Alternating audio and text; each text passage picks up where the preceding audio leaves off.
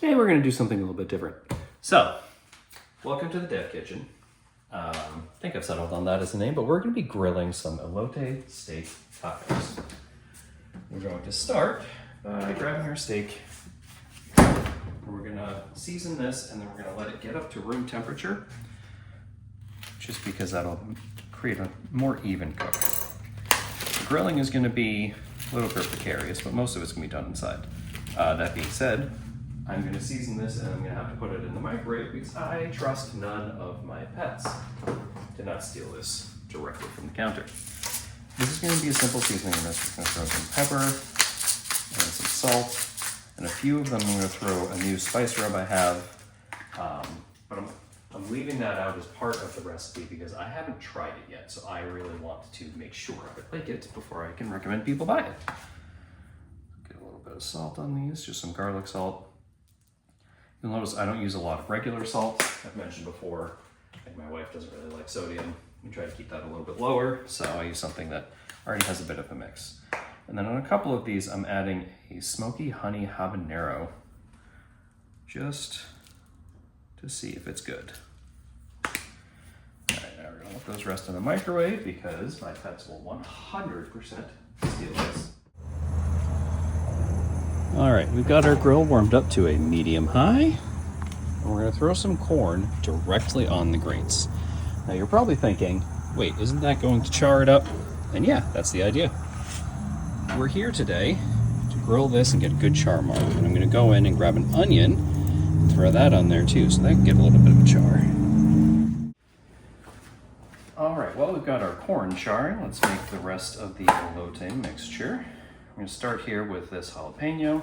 Take the seeds out, core it. The seeds are where all the spice is. I'm going to dice this up real small. As I said, pieces of jalapeno everywhere. This is a good, obviously it's a grilling recipe, but it's a good one to have if you're looking to grill something. You know, you've got Labor Day coming up, or you've got a party coming up, and you want something a little bit different that's gonna really get people's attention. This is going to be a great option. Probably gonna be pausing and going outside and checking the corn periodically as well, so there may be a few slight breaks in the video as I do this. Move fairly quickly. So you want the corn to char, but you don't want it to be totally burned. And I did throw a red onion on there, so you get a little bit of char, get that a little bit caramelized. You want to dice this jalapeno up nice and small because we're going to be throwing this all in tacos. All right. Ooh. Making a mess as I go, as always. Next, we're going to do the zest and juice of 1 lime, which I bought and put in the wrong place. Wash this little buddy.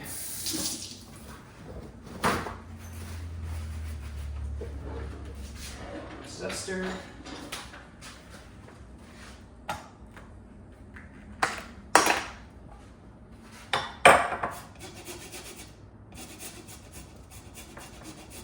I'm not sure if you can see what I'm doing, but I'm rolling this lime as I'm running it across the zester so that it doesn't get too far into the pith, past the skin, because that gets real bitter, especially on something like a lime or a lemon.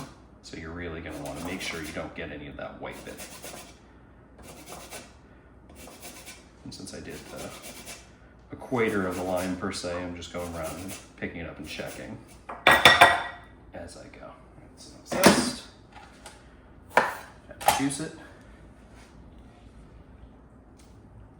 Now, one thing, I am a bass player, as some of you have seen. I lift a lot of weights and stuff like that, so I have strong fingers. If you struggle juicing a lime, there's no shame in using a little bit of mechanical advantage. You can use a spoon, you can use a citrus juicer, whatever you have on hand to get all of that out there. I'm just used to needing my fingers to be strong. All right, next we're gonna do 2 tablespoons each, and I didn't grab a tablespoon, whoops, of mayo and sour cream. I'm using light sour cream because that's what we keep on hand. Get it open. mix. Sometimes the light one gets a little watery if you let it sit.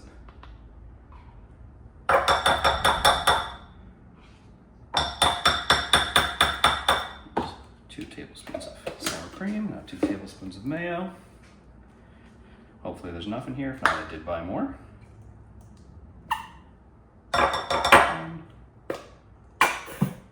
The problem with stuff like this, some of it sticks, so you'll see me add a little bit extra, just because there's so much that sticks into these measuring cups.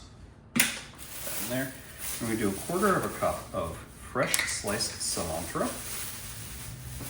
As long as you don't have that gene that makes this taste like soap, in which case, obviously, don't use it. Because I want you to enjoy this. I used dried cilantro last time, and it felt like it was missing something, so I figured this time we're gonna go and get the good stuff. Plus there's a drink I wanna make that requires fresh cilantro and fresh basil, so always having fresh spices on hand is a good thing. Mix this up a little bit. You notice I am leaving some of the stems in there.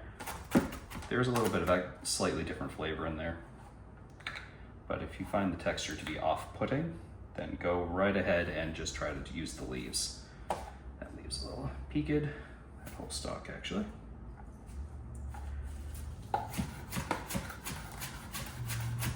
And if you notice, I'm using the shape of the knife to cut it up. So I'm riding the shape of that knife even though my cutting board is flying around everywhere. And that's what you really want to do to really get in there and get that diced nicely.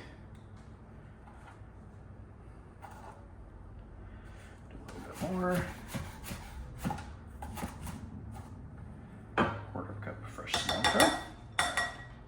Now I'm gonna hit pause on the recording and go check on. And we're back. Now next we're gonna throw a little bit of tahini in there. It's not a true elote if it doesn't have tahini. If I can find the stupid little tab to open it. Just a little bit. I'm not sure if my wife likes tahini, so I don't want to add too much. Give that a mix.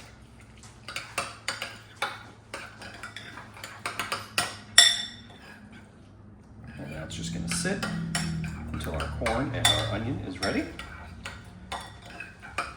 And then we're going to be using a corn tortilla for these, which is also going to be warmed up on the grill. If you've never used a corn tortilla, they're really not supposed to be eaten raw. You should be warming up all of your tortillas, but corn ones especially. And we're going to be doing a yellow corn. There is one more thing I have to put in here, just cleaning up a little bit of a mess here. Save these for drinks later. The last thing we're going to put in there is a 1/2 cup of tortilla cheese, which is a crumbled cheese. And I bought an economy size bag when I moved here, so I really need to start using it up. And recipes like this are perfect. It's a 1/2 cup of this stuff.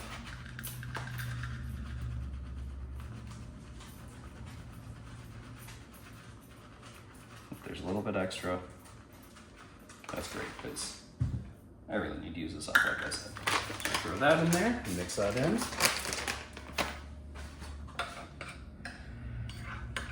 And this is something where if you start to notice like it's not really combining enough, you can add a little bit more of the mayo and sour cream, or if it needs a little bit more tahini, that's something you can do in the serving level. I just didn't want to have too much because, like I said, I'm not sure if my wife actually likes it.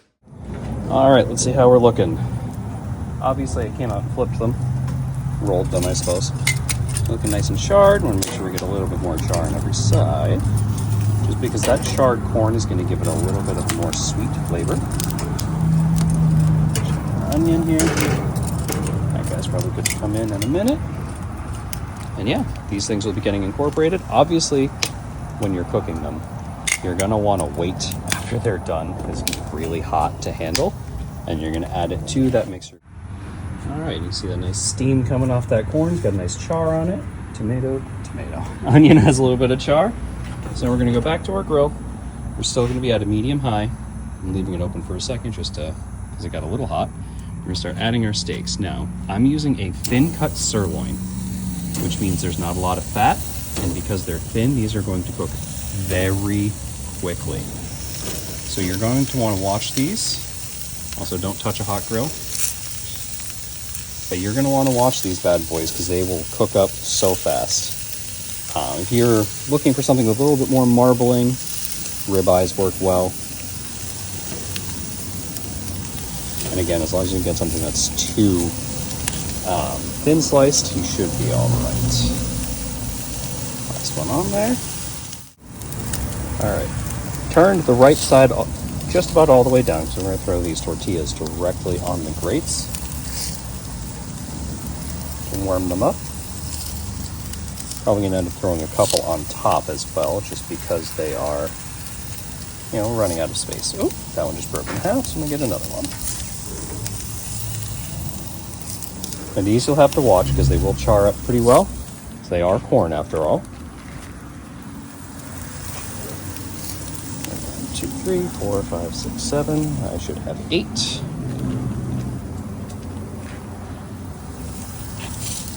Throw that back. Throw this guy away.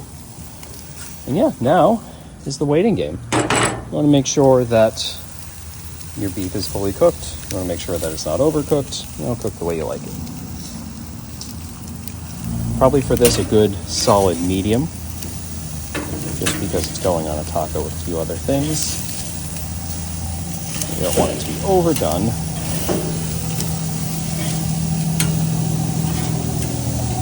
Some good grill marks on there.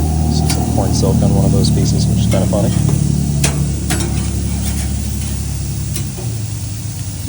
There we go.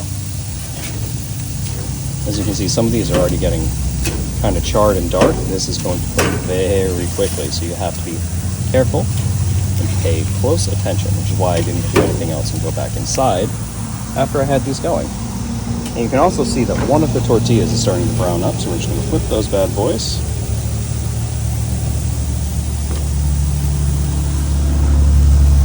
Of course, they are hot because they are on a grill, so don't be me. Use grill tools. Let's switch places here. These ones haven't cooked at all.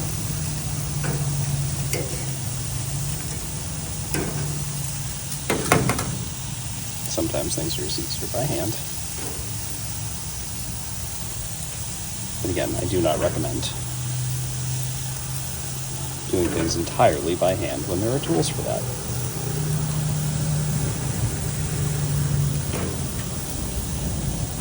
There we go.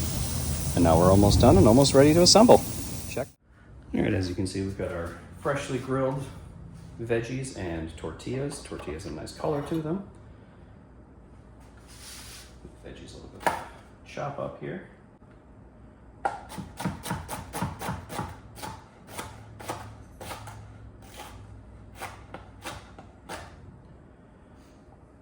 That actually smells amazing. Freshly grilled onion.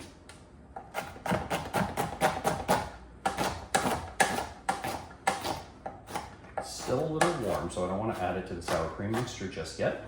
But I do wanted to take it inside. Oh, it's still getting me in the eyes. I wanted to take it inside so it had time to cool and apparently make me cry because, you know, no one's perfect. I'm just taking out the parts that have some of the center bit in there because that can be a little bit more bitter. Oh God, this is violent. And we're going to throw that and the corn into our mixture here once it's a little bit cooler so it doesn't, like I said, doesn't mess up with that sour cream or congeal anything. And then we're going to assemble our tacos because the steak should be done in a minute and ready to rest. All right, our steak is resting, so we're going to start cutting up some of this corn and onion and throw that in the elote mixture. Probably gonna leave most of this onion out so we can add it on top of everything. Not fully incorporate it, but I wanna throw some in there just to see what it does. Because the original recipe that I am borrowing for this doesn't have anything with onion, doesn't have anything, has like the lime and the jalapeno being optional, and having eaten this before, I can tell you they are not optional. This corn is now cool enough to handle. Let's slice it right off the cob. All right, that's making a mess. So we're gonna try to do that over the bowl without getting some on the dog. Task failed. Sky, you have corn on your back. We're actually gonna get a different cutting board, I think. And it should be able to contain the mess a bit more. There's a tool for every situation. That was dramatic. There we go.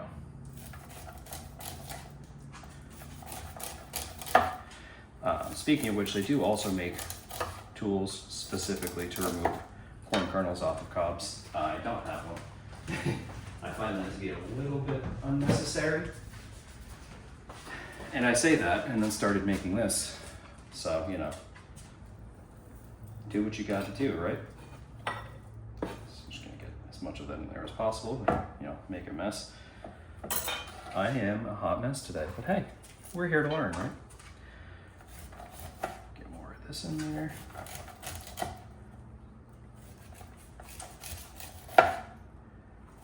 So it's still quite warm. That's why I wanted to bring it inside, sitting in the air conditioning. I'm sure there's going to be at least one comment on one of the platforms asking why I didn't just cook all of this outside. And part of it is so that I didn't have to wait like an hour and a half for that corn to cool to be able to be handled. And the other part is because I am racing against the storm right now, because we're getting daily rainstorms and today's is on the way. Such is life down in the coast. I know, Sky. How dare I send corn particles flying at your head?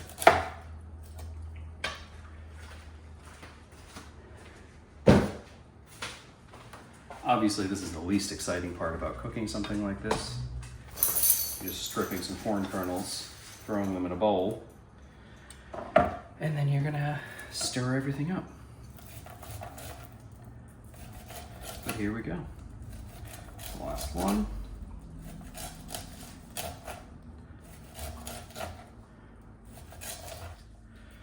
Go.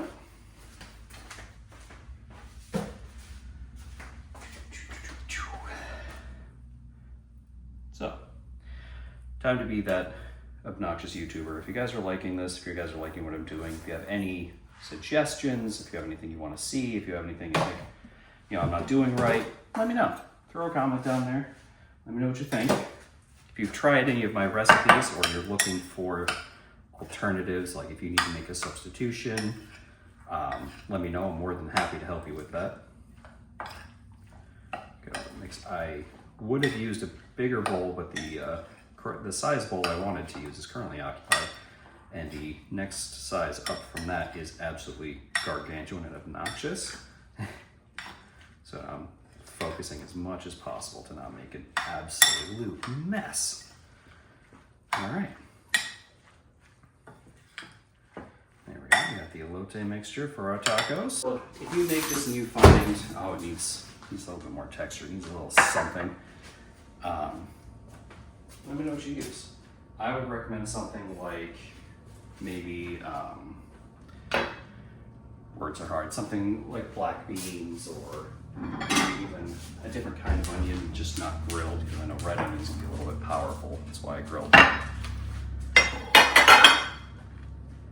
I'm going to slice this steak up.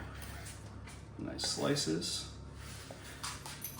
Trying not to slice the giant dog nose right here. Jesus, Jax. Get out of here. I'm slicing this fairly thin against the grain because, again, this is a sirloin, so there's not a lot of fat, which is also why I wanted to cook it to a medium, because since it doesn't have that hard marbling you'll see in like a ribeye or a New York strip, it has a tendency to be a little bit tougher if you cook it too much. I mean, all steak does, but this one can be a little bit more to the extreme. And since they were so thin, it was a very quick cook, which I'm glad for, since now it's absolutely pouring out and I can't even see across the street through the rain. And some of these pieces are a little bit more done than others, and that just because of hot spots on the grill. I had noticed towards the end that some of the grill knobs weren't even with each other, so that'll happen. You always want to watch out for that. All right, let's assemble our tacos. Just found out my wife's gonna be a little bit late, so I'm gonna assemble one right now while everything's warm. Get our nice warmed tortilla. Get some of this corn mixture. Throw that on there. Grab some of our steak. Oop, didn't cut that one through. Lay this out a little bit. Avoid the dogs trying to steal your dinner. Throw some of these grilled onions on top. And there we go. Elote steak tacos made on the grill. I hope you all enjoy. Let me know what you think about this one.